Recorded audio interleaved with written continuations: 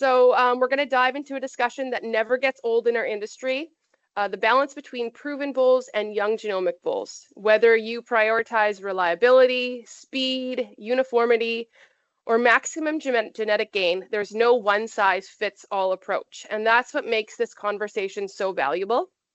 I'm going to pass things over to Paul and Greg, who are going to lead us through their perspective on what they watch for on proof day and how they help producers navigate the decision on their farm. So Paul, I'll let you take it away. Yeah, so our first topic, Greg, is, proven versus genomic young sires. And I say the debate goes on.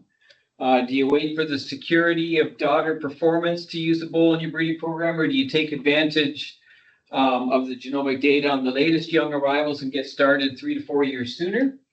It's an individual choice. And as a genetic advisor, I'm sure you get drawn into trying to take a side on that question.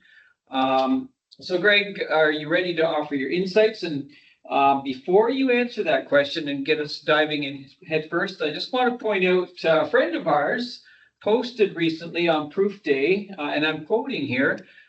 He said, I'm focusing on proven bulls because it's Proof Day, not Young Sire BS Day.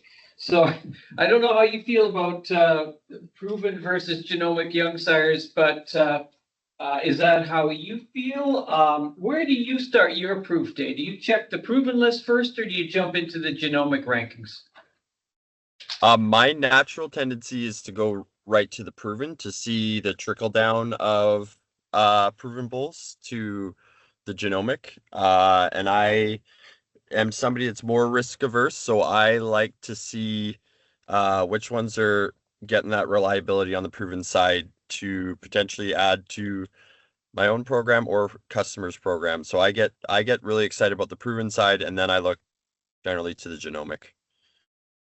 And then when customers look to you for advice on that same question of should they use proven or should they use genomic, what factors do you take into account with that individual customer farm before providing an answer or some guidance to them?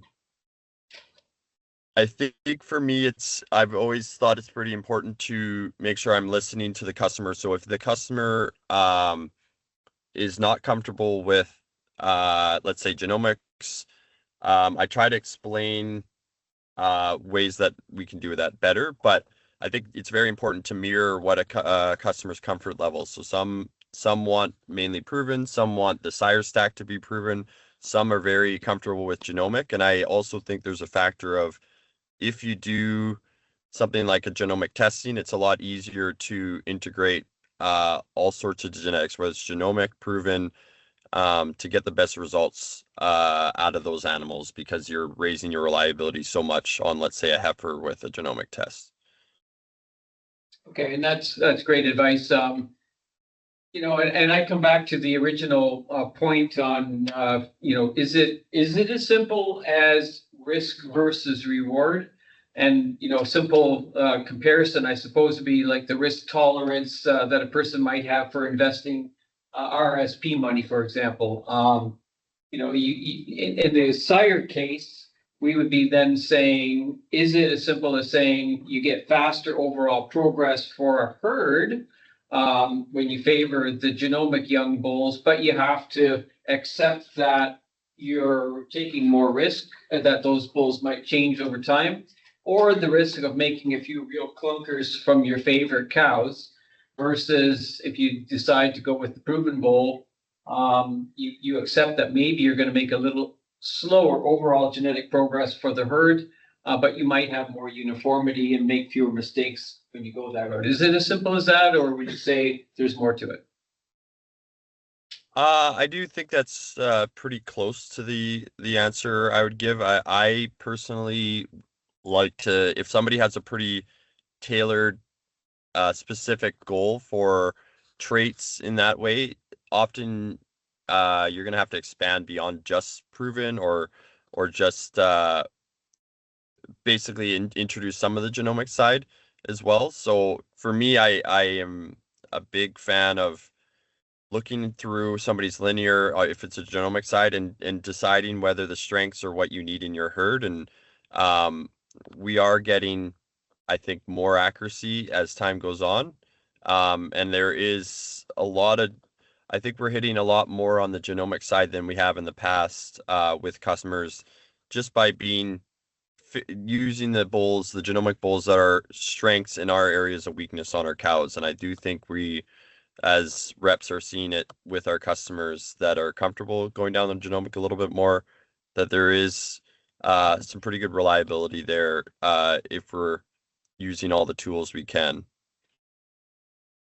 And I suppose you could also add that, when you talk about genomic versus proven, or even the concept of proven, it's an aspect that has a lot of degrees of or steps along the way.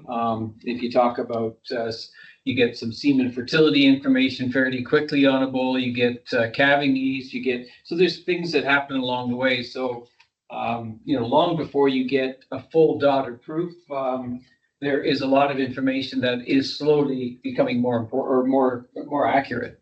But if I take this question of proven and genomic to kind of your customer group, Greg,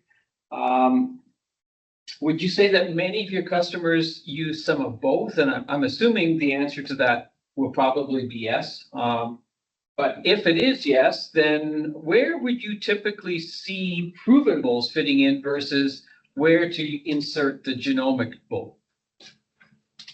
I really like this question because it's something that with a lot of customers, I like to have one or two. If you have, let's say, 6 bulls in the mix, I like to have one or two that are proven.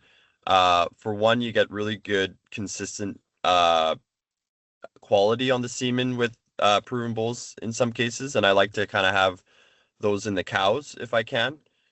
Just with the conception rate often being a little bit closer to 40% compared to a heifer program that might be 60. I kind of like to put some of the proven in the cows, and then in the heifers, especially with the genomic tests attached to that heifer, that's where I like to introduce some of those genomic bulls that are pretty young. Sometimes the quality of the semen will be a little bit more volatile, but with heifers, generally it goes pretty well. And you can really get a big gain in that generation and that breeding when you do that. So that's, if in an ideal world, if you could have those heifers genomic tested to double that reliability, and then use some of these really exciting bulls. For example, Fargo was a bull that CMEX was very excited about, that has made, I think, the #1 TPI daughter or son in the world recently. And that was one that a couple of the customers I work with jumped on right away, put in their heifers, and could be excited for the results to come. And then last question on this segment, Greg. Recently, we had a Royal Winter Fair class winner, a daughter of the newly proven bull Have No Fear. Her name is She-Ra, out of the Shakira cow that has been grand champion at the Royal Winter Fair and well-known cow. But obviously that would have been, and I should say that animal's reportedly been sold with some embryos for a lot of money. But that's obviously a mating that was made when Have No Fear was just released.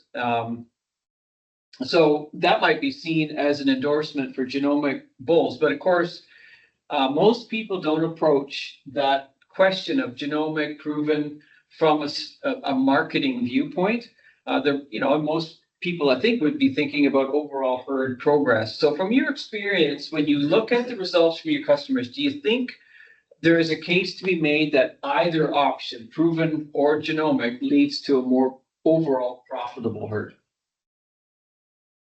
This one has me torn because I am naturally a proven guy, or like proving quite a bit. But I do find, like, we had a herd in Manitoba that Milan made a lot of sense for their program, and they have almost 300 registered Milan daughters. And now 8 months to a year after they've used Milan heavily, he's now the #1 genomic bull.